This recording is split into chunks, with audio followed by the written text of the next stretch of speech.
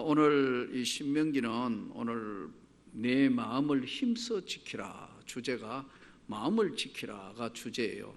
그러면 오늘 1절부터 35절까지는 규례와 법도를 준행하라, 이 세 가지 단어가 나오는데, 규례, 이스라엘아 이제 내가 너희에게 가르치는 규례와 법도를 듣고 준행하라. 그래야만 너희가 살 것이요, 너희 조상의 하나님 여호와께서 너희에게 주시는 땅에 들어가서 그것을 얻게 되리라. 자, 규례와 법도, 준행, 이 세 가지 단어에 맞춰져 있어요. 규례, 법도, 준행. 이게 이제 1절부터 35절이고요. 36절부터 49절까지는 너희 하나님은 상천하지의 하나님이다. 상, 윗상자 아니에요. 하늘의 하나님, 하지, 땅의 아래의 하나님, 하늘과 땅의 주인인 하나님이 너희의 하나님이다. 내 열조에게 맹세하사 언약한 그 하나님. 여기에 대해서 이제 39절, 그런즉 너는 오늘날 상천하지에 오직 여호와는 하나님이시요 다른 신이 없는 줄을 알아 명심하고, 40절, 내 후손이 복을 받아 내 하나님 여호와께서 내게 주시는 땅에서 한없이 오래 살리라. 자, 이제 두 가지의 명제를 가지고 오늘 신명기 4장은 너의 마음을 지키라. 이 규례와 법도와 준행인데, 오늘 이 성경에 보면은 규례, 법도 했는데, 이 규례와 법도 안에는 세 가지가 존재하고 있어요. 첫째는 도덕법, 두 번째는 사회법, 이것을 다른 말로 시민법이라 그래요. 세 번째 의식법. 이 세 가지가 이 안에, 규례와 법도 안에 공존하고 있습니다. 동시에 규례와 법도는 하나님 앞에서 삶과 죽음을 결정하는 요소예요. 죽느냐 사느냐, 하나님 앞에 죽느냐 사느냐를 결정하는 요소가 바로 삶과 죽음을 결정하는 것이 규례와 법도입니다. 첫 번째, 오늘 규례와 법도 안에 있는 도덕법. 이 도덕법은 뭐죠? 사람이 어찌 그렇게 할 수 있냐? 인간의 탈을 쓰고 그렇게 사람이 살 수 있냐, 할 수 있냐? 이게 도덕법이에요. 이 도덕법은 사실은 사람이 이 세상을 살아가면서 다른 사람에게 손가락질 받지 않고, 그야말로 정말 이 땅을 살아가면서 도덕적으로, 완벽한 사람이 누가 있겠습니까마는 도덕적으로 하자가 없는, 이것을 도덕법이라 그래요. 요즘 이제 스포츠 선수들, 배구 선수도 그렇고 요즘 축구 선수도 휘말려 있는데, 철없는 어린 시절에도 폭력을 했다, 아주 괴롭혔다, 이지매를 했다. 그게 지금 나와가 이게 맞다 안 맞다, 틀렸다 막 지금 그러잖아요. 그러면 이 도덕이라는 것은 인간이 지켜야 될 하나의 윤리거든요. 차마 어떻게 그렇게 할 수 있냐? 이 윤리 도덕인데, 신앙과 믿음의 법은 윤리 도덕 위에 있는 법이에요. 우리가 믿는 하나님을 믿는 사람은 도덕법 위에 있는 거라고요. 그래서 성경은 너는 하나님 앞에 성결해라. 너는 하나님 앞에나 세상 사람 앞에 존귀함을 입도록 너는 하나님 앞에 성결해라, 깨끗해라는 거 아니에요. 그래서 이게 도덕법이라는 것은요, 이게요, 아주 우리가 도덕법과 동시에 따라온 게 뭐냐면 양심법이에요. 양심법. 아프리카에 선교사 나갔던 지금은 이제 미국서 큰 선교단체를 운영하고 있는 목사님이 있어요. 아프리카에 이제 아주 열악한 나라에 갔어요. 그래서 거기에 기술학교도 세우고 초, 중, 고등학교 세우고 기술학교 세우고 많은 거 했어요. 근데 이 참 훈련되고 그렇게 제자 훈련했고 이런 친구들은 진짜 예수를 믿은 사람들은 괜찮은데 안식년에 갔다가 오니까 교실 안에 있는 설비를 다 뜯어가고 없더라는 거예요. 그래서 너무 충격을 받은 거예요, 이분이. 그때 앞서가 있던 선교사가 이런 이야기를 했어요. 당신은 이 나라만 가지고 있는 독특한 그런 문화를 이해를 못했다. 예를 들어서 뭘 가져가는데 안 볼 때 가져가면 이거 괜찮은 거예요. 그런데 주인이 보는데 가져가면 안 돼요. 이거 참 너무너무 웃기잖아요. 그런 데는 가책을 안 받아보는 거예요. 이 사람들이 그 살아온 그 테두리 안의 삶이요. 왜냐하면 그 사람들의 의식이 그러니까요. 자, 그래서 참 고민을 많이 했다고 그래요. 근데 이제 결국은 나중에 이제 훈련되고 개화되고 믿음을 가지고 난 뒤는 가져가라 해도 안 가져간다는 거예요. 왜 내가 하나님 앞에 이런 걸 못 가져간다는 거예요. 이게 이제 믿음이 들어가고 신앙이 들어가니까 바뀌게 되는 거거든요. 이 도덕법은 단순한 것 같지만 여러분, 예전에는 우리나라 이 사회법도 그렇지만요, 이 도덕은 굉장히 애매모호해요. 기준이, 양심. 그러나 가장 기본적인 사람이 이러면 안 된다는 거 다 알아요. 그러지만 자기 유익을 위해서 눈 감고 그걸 감행하는 거예요. 이 도덕, 법도의 제일 첫 번째가 도덕법이에요. 이 도덕법. 그 다음에 이제 두 번째가 사회법인데 이게 시민법이에요.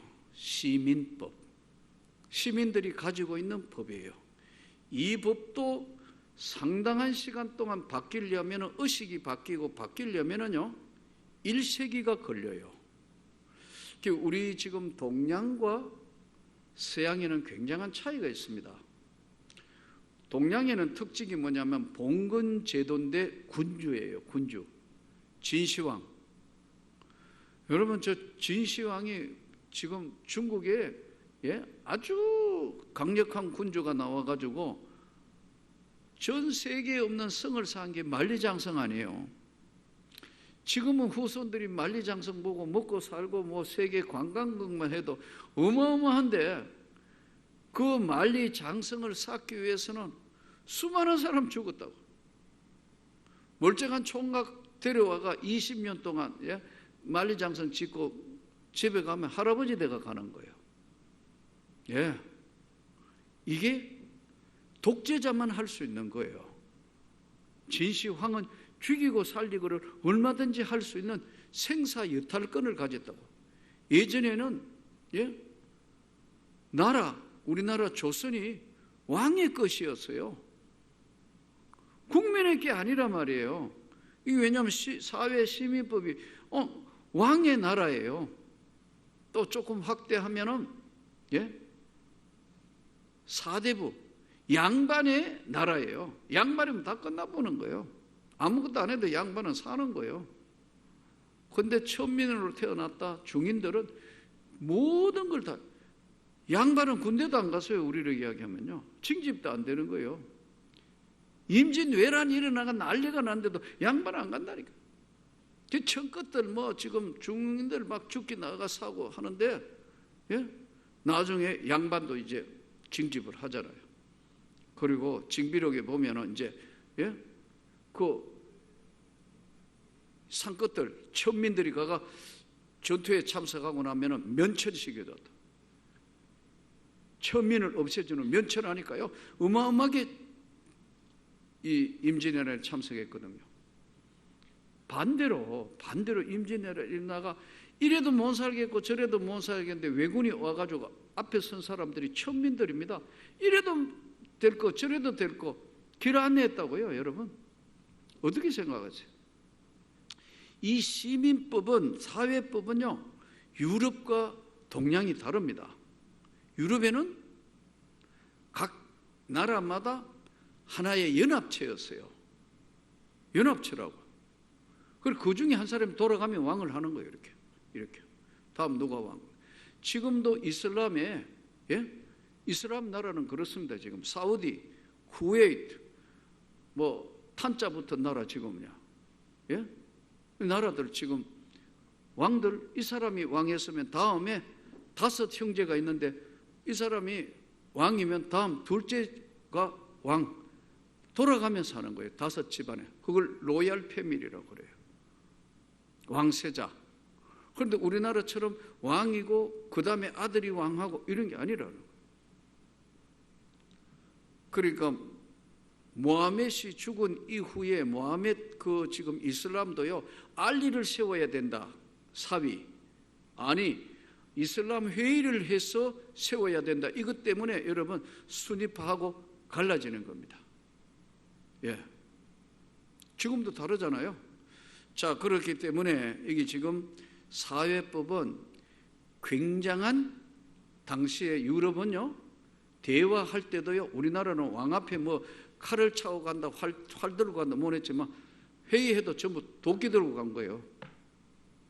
원탁에 도끼 들고 서로 이야기하다가 안 맞으면 도끼 꺼내기 때문에 여기서 서로 다투지 말자 해가지고 했는 게 광장에서 모인 게 아고라예요. 여러분 들어보셨지 않습니까? 그래서 아테네 아고라에서 자기 의견 개진하고 그게 이제 직접 민주주의의 시작이었어요.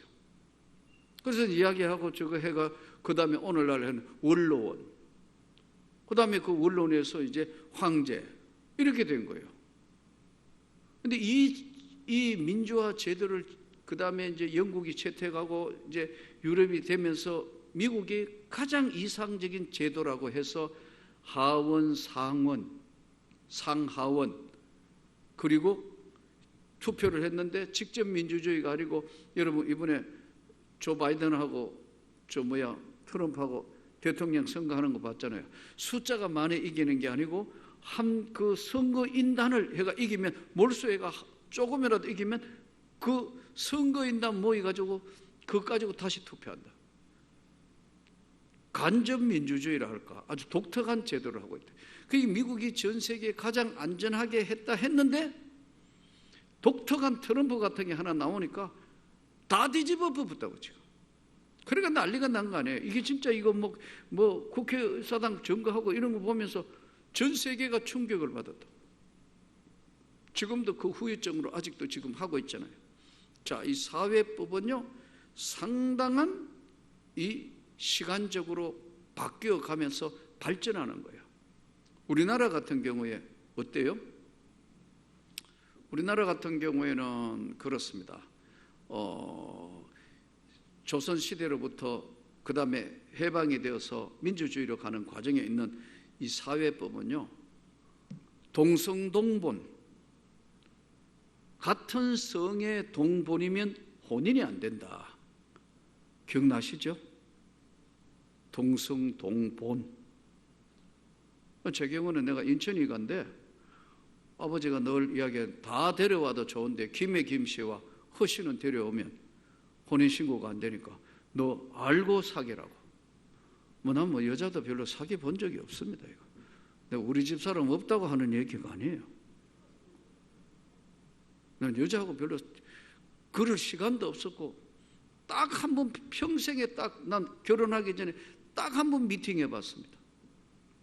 왜냐하면 내 후배가 미팅 가기로 했는데 선배님 오늘 자기가 급한 일이 있어가지고 대신 나가라 해가지고 안 가면 안 된다고 해가지고 미팅 나가는 주는 대신에요 돈 받고 후배가 내한테 지금 저녁거리까지 돈 주길래 호기심도 해가 나갔는데 세상에 어찌 이런 일이 다 예쁜 여학생인데 천하에 만나지 말아야 될 저 애는 아니지 싶은데 그 자리만 비었더라고.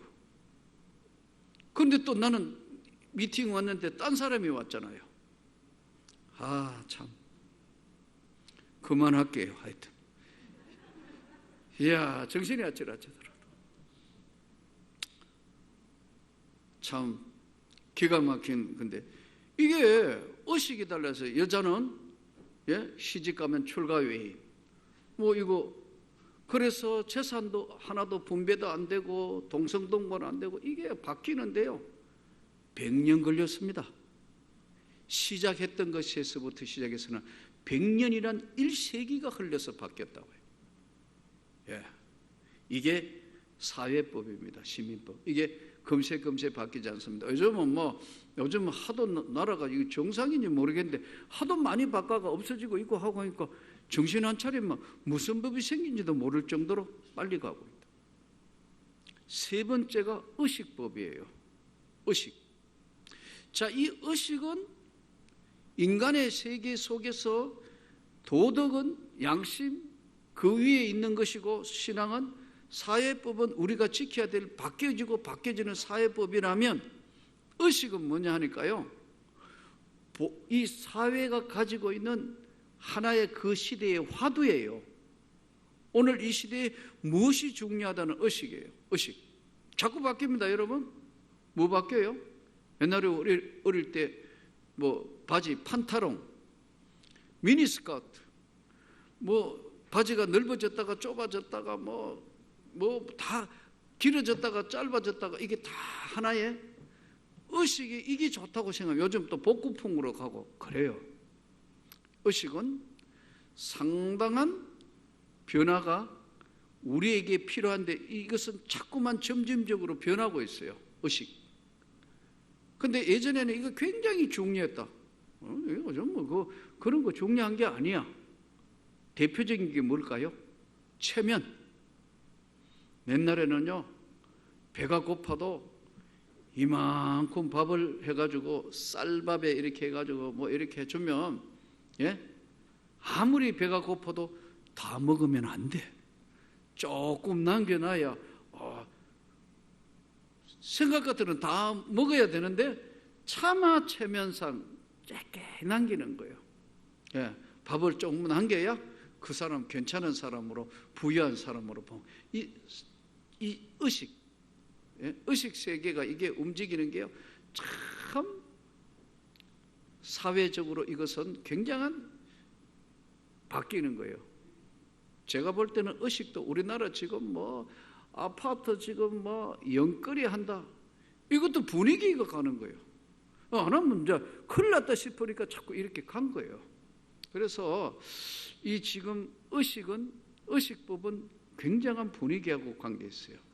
그런데 자, 정리하면은 도덕법, 사회법, 시민법, 의식법, 이걸 전체를 규례와 법도인데, 하나님 앞에 가장 중요한 규례와 법도 도덕법은 뭐냐면 10계명이에요. 나 외에 다른 신을 섬기지 말라. 너를 위하여 새긴 우상을 만들지 말고, 하나님 이름 망령되이 부르지 마라. 안식일을 기억하여 거룩히 지키라. 이 계명들이 쭉 나오는데, 이게 규례와 법도를 한마디로 요약한 도덕법, 의식법, 시민법을 다 망라한 겁니다. 이것을 준행해라. 알고만 있는 것이 아니고 너는 그것을 준행하라. 듣고 실천해라는 거예요. 그러면 성경에 보면 바리새인과 서기관들이 이 규례와 법도를 몰랐는가요? 너무나 잘 알았어요. 그런데도 바리새인과 서기관들이 법도와 규례와 법도를 몰란 것은 아닌데, 하나님 말씀을 듣고 알면서도 실천하지 않는, 준행하지 않는 거예요. 준행하지 않았다고. 그래서 마태복음 7장 22절은 마태복음 7장 21절에 이렇게 기록되어 있어요. 그러므로 입으로 나더러 주여 주여 하는 자마다 다 하나님 나라에 들어가는 것이 아니라 하늘에 계신 내 아버지 뜻대로 행하는 자라만은 하나님 나라를 상속으로 받게 된다. 나더러 주여 주여 하는 자마다 다 천국 들어가는 게 아니다. 하나님 나라를 실천하는 자만 들어가게 된다. 자, 여기서 도덕법, 의식법, 사회법에 있는 이 모든 것들이 십계명에 묶여 있다 그러는데요. 당시에 중동 땅에 있어서는 성경이 기록될 그 시기에는 굉장히 많은 여러 가지 뒤죽박죽된 세상을 살았어요. 아브라함이 이제 창세기 14장에 보면은 이런 것이 나옵니다. 5소국과 5나라, 5 작은 나라, 소국과 4 왕국이 최초의 성경에 보면은 한 도시국가와 나라들과 전쟁이 벌어지는 이야기가 나와요. 그런데 이 5소국과 연합국이 전쟁을 해가 어떤 결과가 오느냐 하면 창세기 14장에 이때 소돔 고모라에 있던 조카 롯이 붙들려 가가지고 결국은 죽게 생겼는데, 이 소식을 들은 아브라함이 이제 집에 기르는 가병 318명을 데리고 단까지 끝까지 쫓아가가지고 그들을 무찌르고 다 찾아오는 이야기가 나와요. 기억나세요? 네, 기억나세요? 네. 성경을 계속 안 읽으면 뭐 그런 것이 있었나 할 거예요. 그런데 이게 성경에 나오는 최초의 전쟁사 이야기인데, 5소국과 그리고 4연합국이 전쟁을 했는데, 왜냐하면 작은 나라가 큰 나라에 항상 조공을 바쳤어요. 우리 이 조공제도는요, 동양이나 서양이나 다 똑같아요. 강대국이 되면은 괴롭히 가지고 조공을 받는 거예요. 우리나라가 명나라에 세자책봉 받고, 또 명나라에 항상 가서 이 큰형님 나라라고 군신의 예를 표할 만큼 명나라에 그렇게 했어요.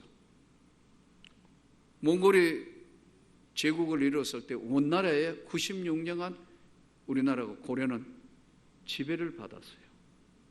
이러한 관계가 항상 있었는데, 이때 이제 5소국과 사방국이 전쟁을 해요. 그런데 소돔 고모라 땅에 있던 조카 롯이 붙들려 가니까 아브라함이 이제 가병, 집에서 길리운 자, 이렇게 성경이 기록되어 있어요. 집에서 길리운 자 가병을 318명이나 데리고 있었다. 그러면 이거는 일종의 개인 군대하고 같은 거예요. 집에서 길리운 자, 집에서 훈련했는데 전투할 수 있는 가병 318명을 데리고 밤에 성전했다고 술 취해 있는 그들을 습격을 해서 다 빼앗고, 그리고 조카 롯과 그 가족을 찾아오는 얘기입니다. 그리고 다른 나라에 이렇게 빼앗겼던 모든 물품을 다 가지고 돌아오니까 여기에 느닷없이 나오는 사람이 하나 있는데, 그게 그돌라오멜과 멜기세덱이라는 것이 나와요. 기억나세요? 성경 찾아보면 할까요? 안 해도 되겠죠. 오전반은 성경을 다 찾아가면서 했는데, 멜기세덱이라는 단어가 나오는데, 이 멜기세덱은 바로 예수님을 예표하는 거예요. 히브리서에 하늘의 대제사장의 반차를 따라 멜기세덱은 바로 예수 그리스도를 예표하는 거예요. 영원한 대제사장. 근데 멜기세덱이 나와가지고 아브라함을 축복하는 내용의 이야기가 창세기 14장에 나와요. 너의 대적을 내 손에 붙이신 여호와 하나님을 찬송하라. 그러면서 아브라함을 축복합니다. 그러자 아브라함이 이제 반응을 일으켜요. 그 멜기세덱에게 뭐라고 하느냐 하면은, 내가 얻은 소득의 10의 1조를 반드시 내가 하나님께 드리겠습니다. 이게 성경에 나오는 첫 번째 10의 1조를 하나님께 드리겠다는 내용이에요. 자, 이거는 찾아봐야 되겠죠. 아무래도 창세기 14장으로 한번 가봐야 될 것 같습니다.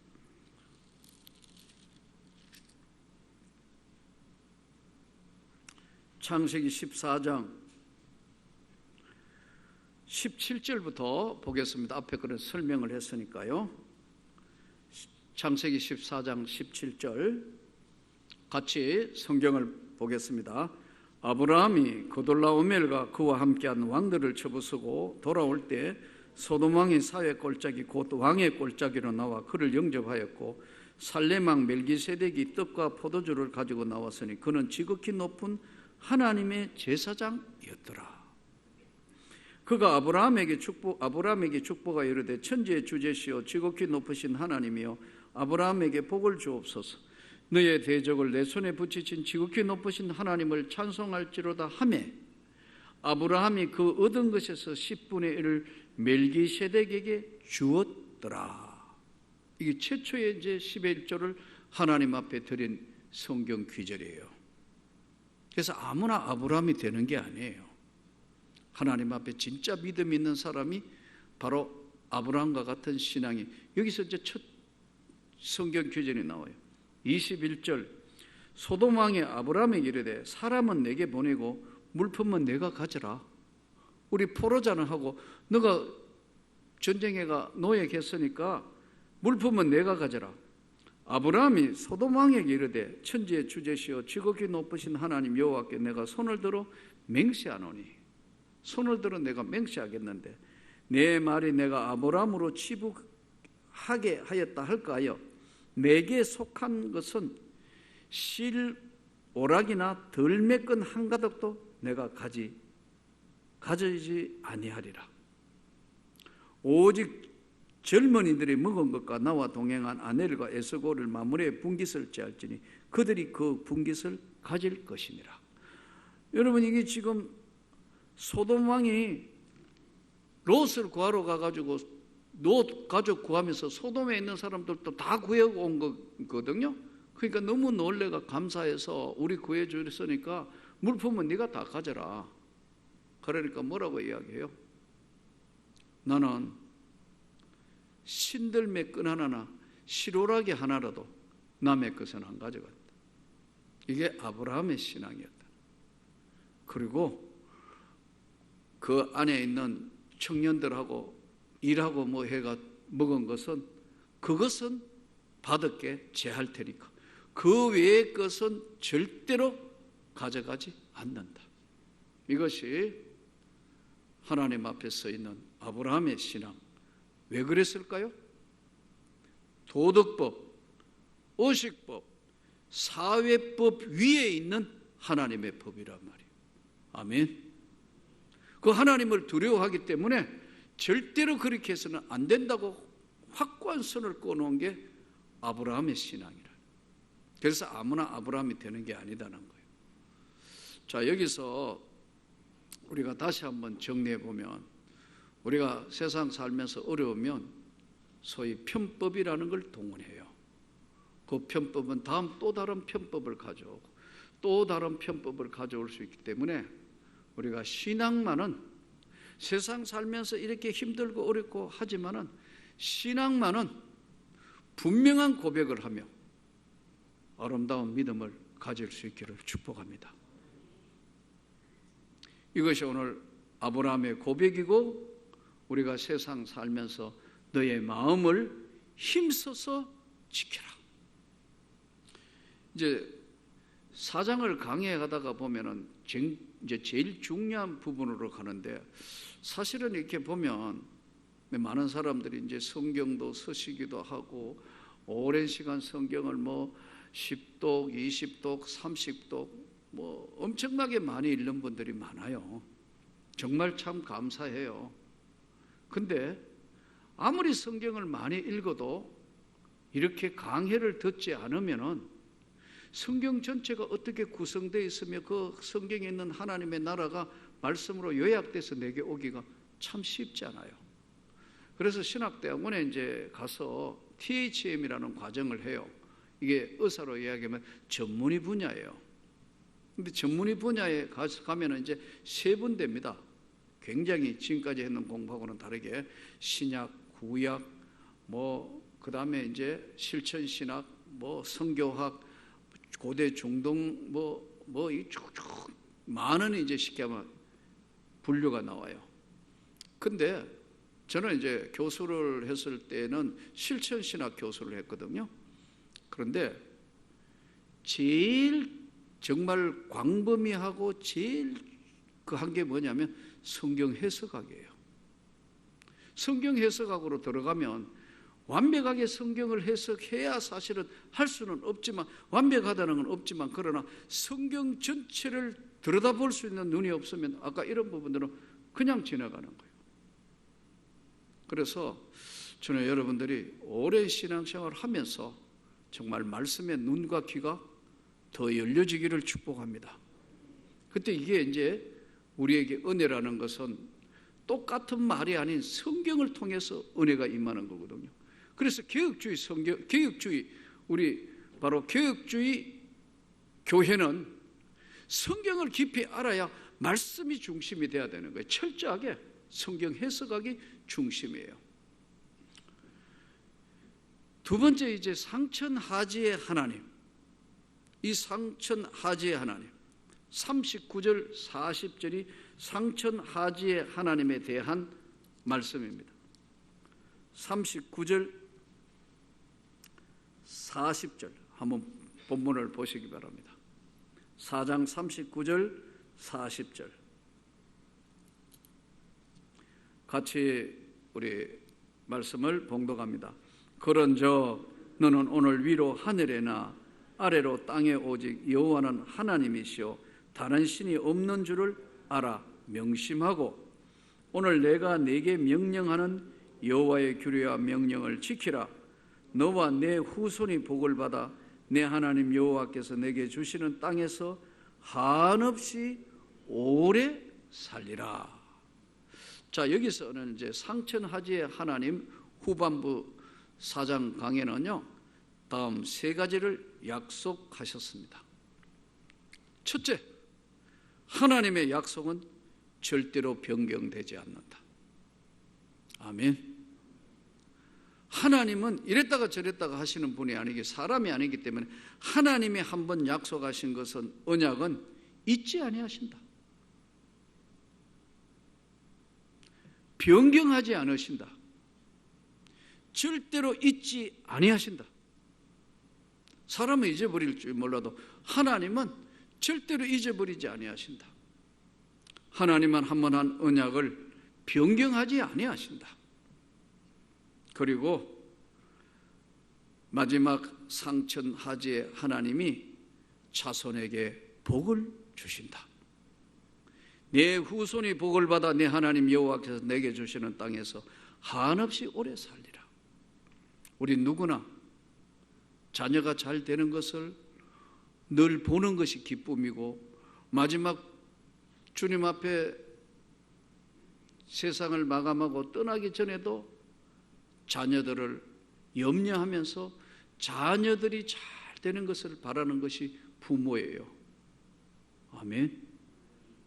그러니까 하나님이 상천하지의 하나님을 진짜 잘 섬기면 하나님의 약속은 변경하지 아니한다. 하나님은 잊어버리지도 아니하신다.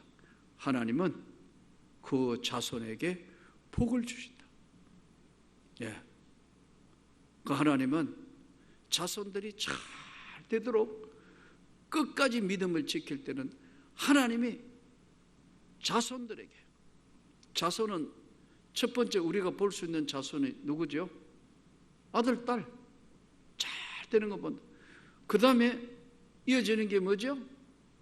손자, 손녀 잘 된다. 연세 많은 분들이 이제 보면은 손자, 손녀 막 결혼하는 것도 보고, 조금만 이제 오래 사시면 그 보잖아요. 잘 되는 거를. 아들, 딸, 그 밑에 손자, 손녀가 잘 되는 축복을, 그 다음에 또 더 오래 사니까 그 밑에 뭡니까? 그 밑에 또 잘 되는 것을 지금 보는 거예요. 이것이 성경이 약속하신 상천하지에 하나님이 변경하지 아니하고 잊지 아니하시고 그 자손들을 책임지신다는 거예요. 그래서 오늘 또 우리가 이 말씀을 붙들고 내 마음을 힘써 지키라는 하나님 앞에 믿음의 귀한 삶이 우리 가운데 계속되기를 진심으로 축복합니다.